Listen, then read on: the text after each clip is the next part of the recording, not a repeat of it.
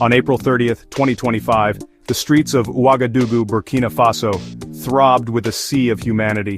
Tens of thousands converged on the capital, a vibrant tapestry of citizens young and old, united in their fervent support for Captain Ibrahim Traore, the nation's charismatic young leader. This was no ordinary demonstration, it was the inaugural World Day of support for Captain Ibrahim Traore, a testament to the man who, in the eyes of many, embodies the hopes and aspirations of a nation yearning for change. Similar scenes of solidarity unfolded in Bobo-Dioulasso and Boromo, Burkina Faso's second and third largest cities, echoing the sentiments that reverberated throughout the nation. The air crackled with energy, a potent mix of anticipation and defiance. Banners bearing Traore's image fluttered in the breeze, held aloft by a multitude chanting slogans that spoke volumes about their aspirations for their nation. Down with imperialism and its local lackeys, they roared, their voices a thunderous rejection of external influence and a powerful assertion of national sovereignty. Full support for President Ibrahim Traore and the people of Burkina Faso, they proclaimed, their words a resounding vote of confidence in the leader who had captured their imagination. The presence of Russian flags, interspersed among the Burkinabe colors, added a layer of geopolitical intrigue to the spectacle. It served as a stark reminder of Burkina Faso's shifting alliances, a pivot away from its former colonial power, France, and towards new partnerships on the international stage, particularly with Russia. This visible symbol of a changing world order underscored the complex dynamics at play in Burkina Faso and the broader Sahel region.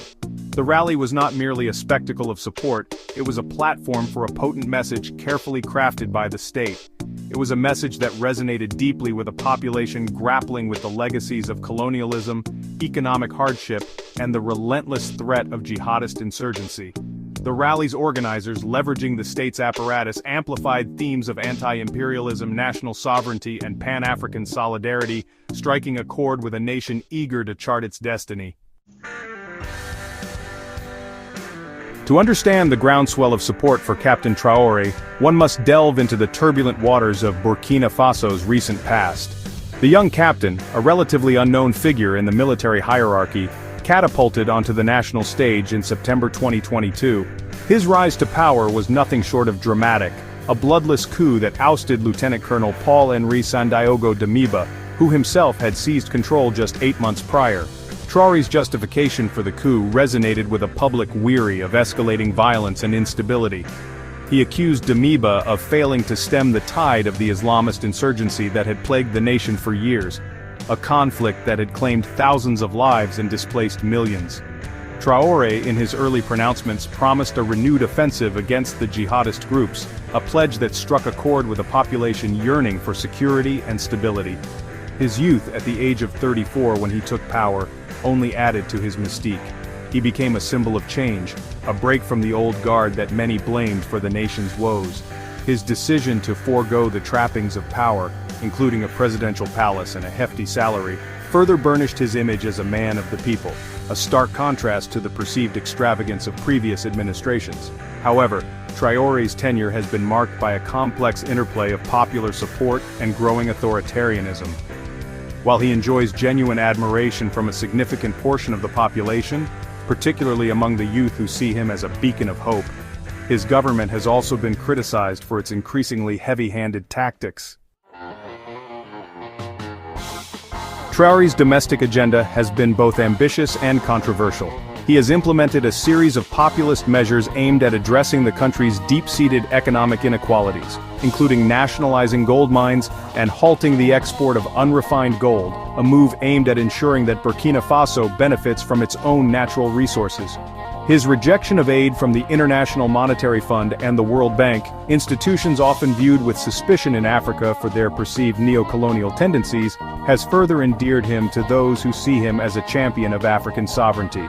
On the international stage, Traore has adopted a decidedly assertive posture. His decision to withdraw Burkina Faso from the Economic Community of West African States, a regional bloc often seen as dominated by Francophone countries, sent shockwaves through the region. This move, coupled with the expulsion of French forces from Burkina Faso and the strengthening of ties with Russia, signaled a definitive break from the old colonial order. His military campaign against the jihadist insurgency has been equally audacious. Traore has overseen a significant increase in military spending, acquiring weapons from Russia and Turkey, and enlisting the support of volunteer defense forces, civilian militias trained and armed to combat the insurgents. This strategy, while yielding some tactical successes, has also come at a high cost. The conflict has intensified, leading to a surge in violence that has further destabilized the country. Human rights groups have raised concerns about extrajudicial killings and other abuses committed by both the Burkina Faso military and the volunteer defense forces.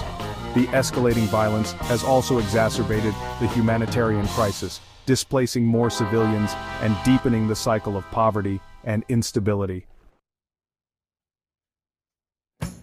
The World Day of Support for Captain Ibrahim Traore revealed the complexities of contemporary Burkina Faso.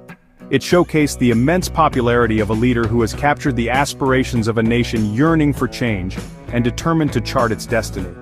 His unwavering commitment to national sovereignty, his defiance of Western powers, and his efforts to address social and economic inequalities have resonated deeply with a population long marginalized and exploited.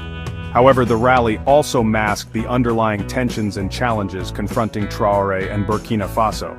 The country is at a crossroads, grappling with a multifaceted crisis that threatens to unravel the fragile social fabric.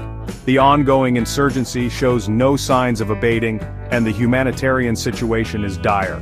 The government's increasingly authoritarian tendencies, its crackdown on dissent, and its reliance on strong-arm tactics have raised concerns about the erosion of civil liberties and the shrinking space for political opposition. The World Day of Support for Captain Ibrahim Traore, while a testament to his popular appeal, also serves as a stark reminder of the challenges that lie ahead. The road to stability, prosperity, and genuine democracy in Burkina Faso remains long and arduous, fraught with obstacles that will test the leadership and resilience of its people.